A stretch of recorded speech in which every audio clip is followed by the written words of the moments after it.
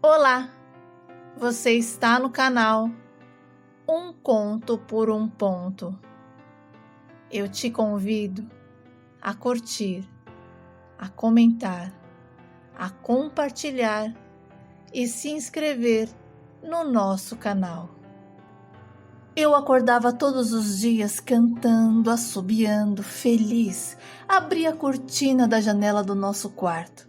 Olhava o tempo e mesmo se fosse frio ou calor, lá estava eu agradecendo a Deus por mais um dia que se iniciava.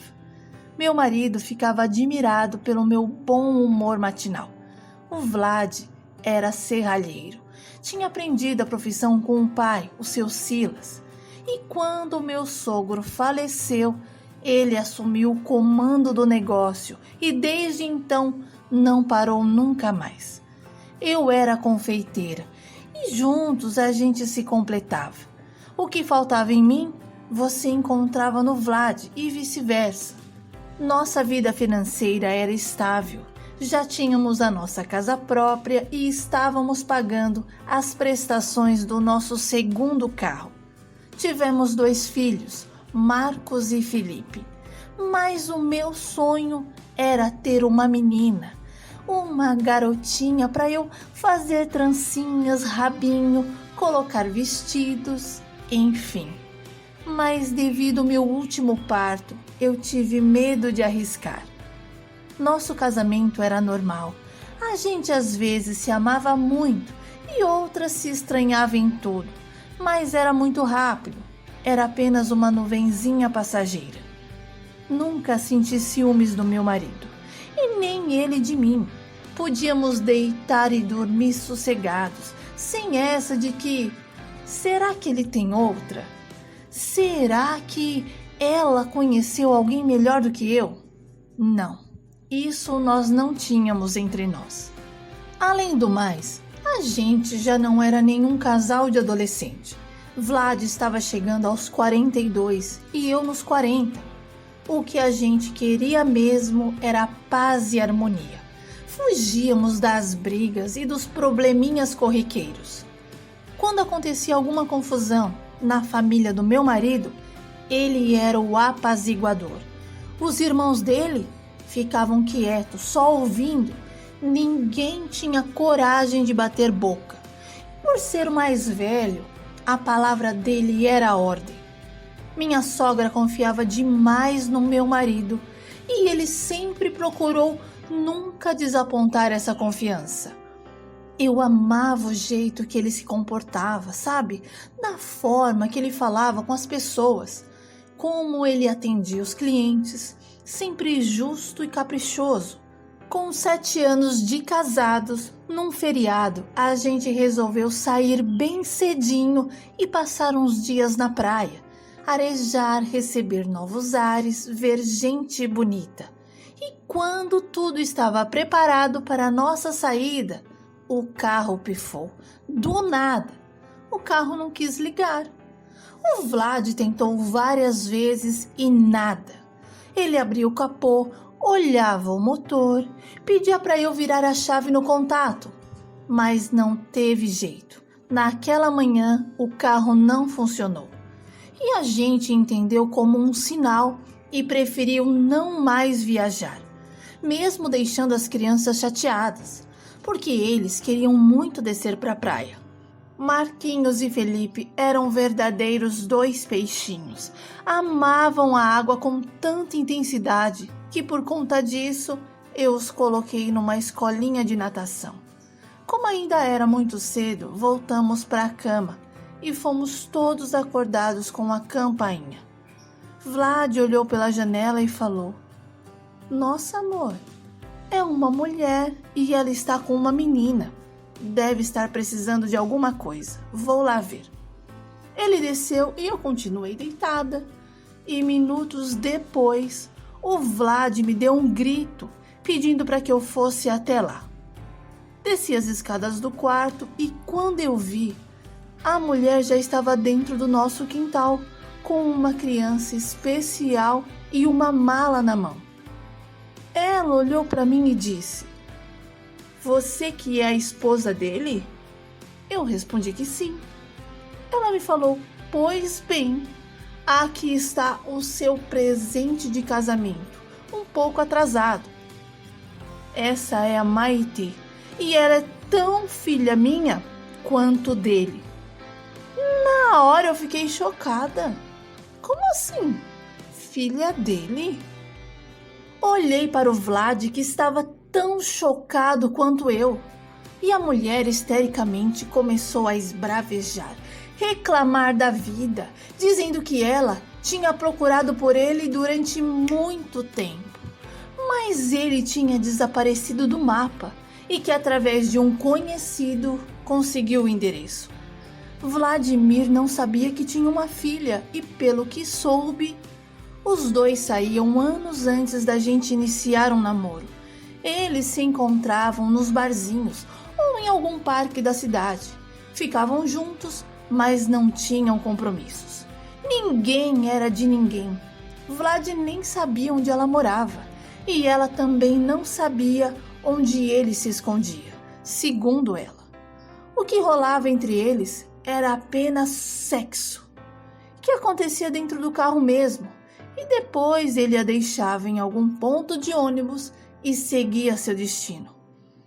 Achei vulgar a história dos dois, e principalmente a forma que ela entrou dentro da minha casa e falando comigo daquela maneira sem me conhecer. Ela tinha uma acidez na voz que doíam os meus ouvidos.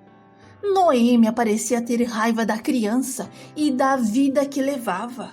Por isso foi enfática em dizer que a menina só estava servindo para atrapalhar a vida dela. E outra, já que os príncipezinhos dos filhos dele tinham uma boa vida, que ele desse essa mesma boa vida para Maitê. E ela estava deixando a menina para a gente cuidar. Foi uma briga. O Vlad e a mulher começaram a discutir. Ele dizia que ela era uma mentirosa e que aquela menina podia ser de qualquer um. Sinceramente, eu não tive estômago para encarar aquela conversa tosca, porque os meus olhos se encantaram pela pequena Maitê. Apesar de estar com 10 anos, a menina era bem baixinha, quase da altura do meu filho Marcos, de 6. Ela olhava para mim tão fofamente, ria um sorriso vergonhoso, e eu deixei o meu coração de mãe falar mais alto e pedi para eles, pelo amor de Deus, pararem com aquela baixaria e que resolveríamos o problema da melhor forma possível. Maitê era portadora de síndrome de Down, uma criança cuidada pela avó, mas quando essa veio a óbito, a mãe, sem estrutura para cuidar da filha, resolveu entregar a menina para o suposto pai. E o Vlad?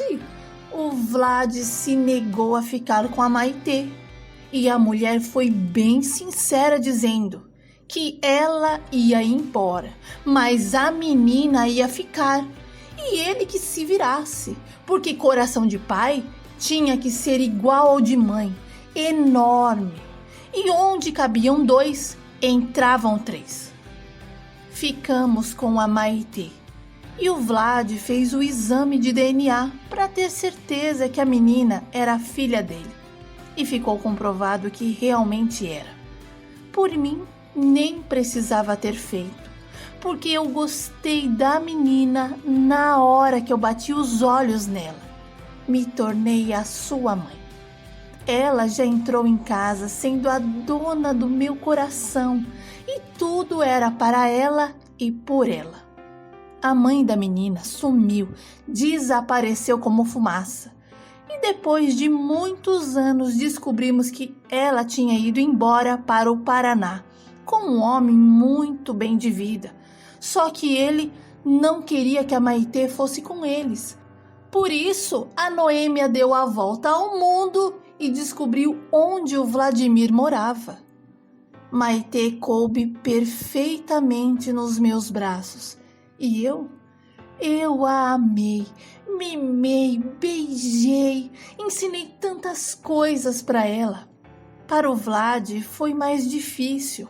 Ele parecia ter medo de se aproximar da filha, de conversar com ela, de dar beijos, abraços, e várias vezes eu peguei o meu marido chorando. E quando eu me aproximava, ele dizia: "Me perdoa, eu não quis te magoar, eu nem sabia que tinha uma filha fora do casamento.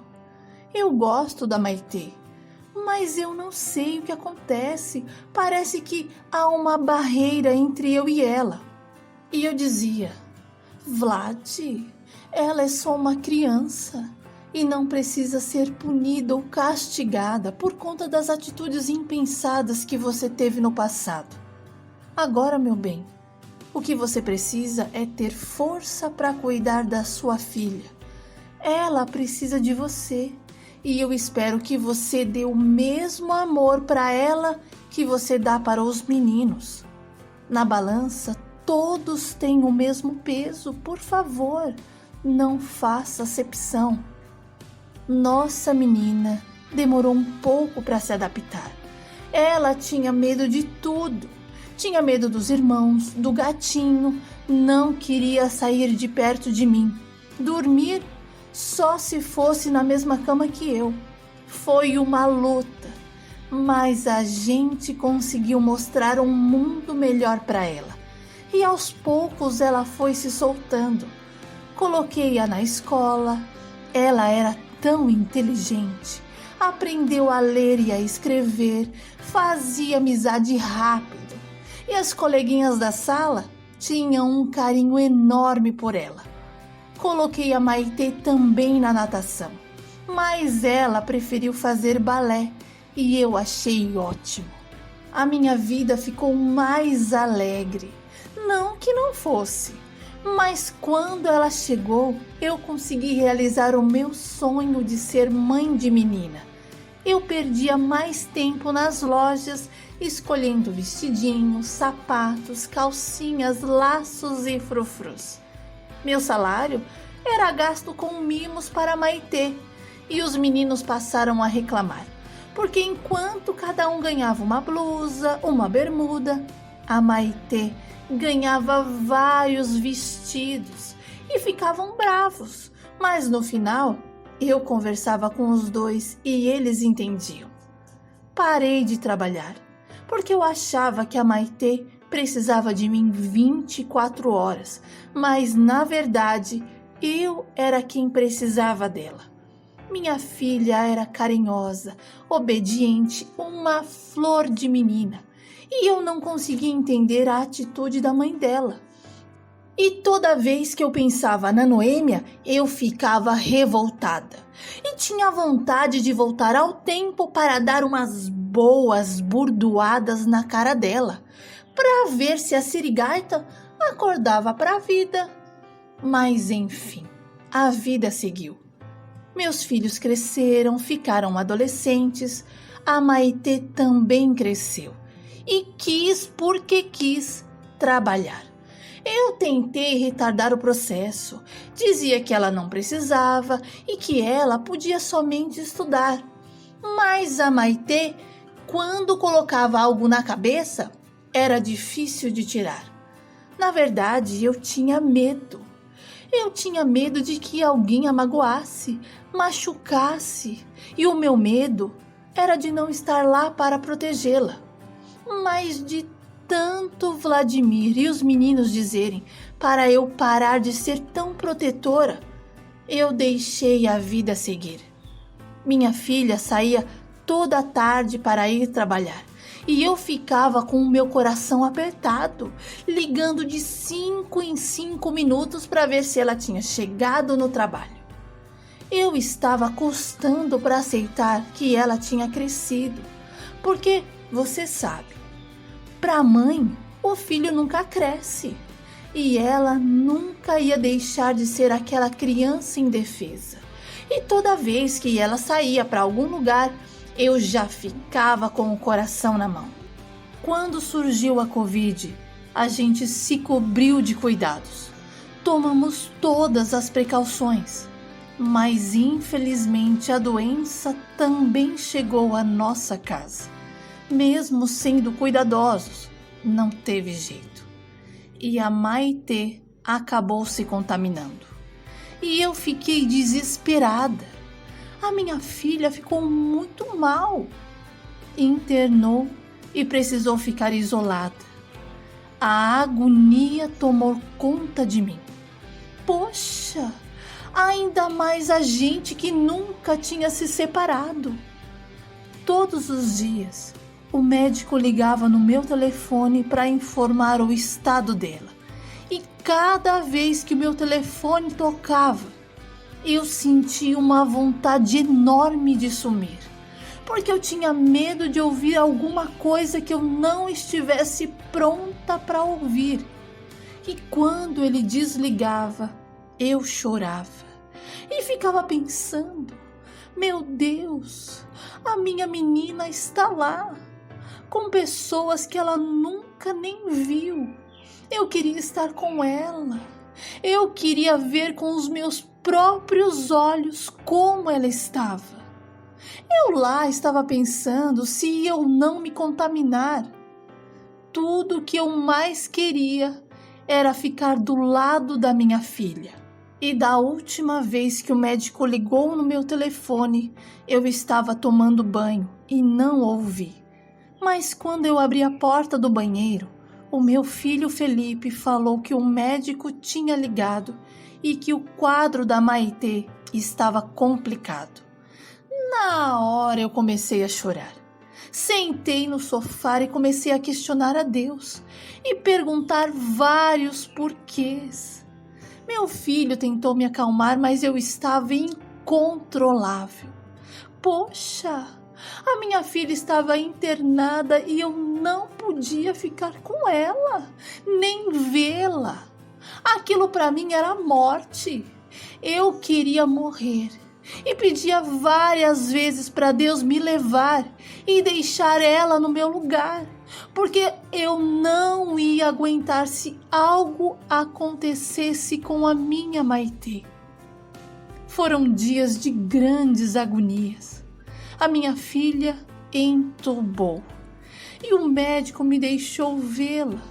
E no instante em que eu vi a minha filha ali deitada naquela cama de hospital, cheia de aparelhos, de tubo, de fios, eu senti como se fosse a última vez, a nossa última vez juntas.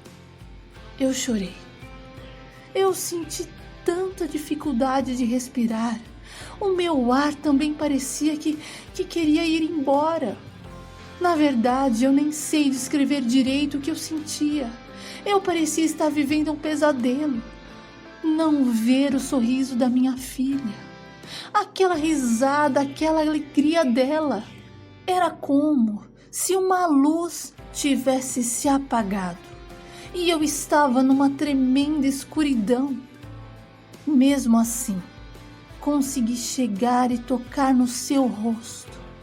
Eu via que a minha filha lutava para viver. Os dias que tinham se passado nos diziam isso. Mas a vontade de Deus é que tinha que prevalecer.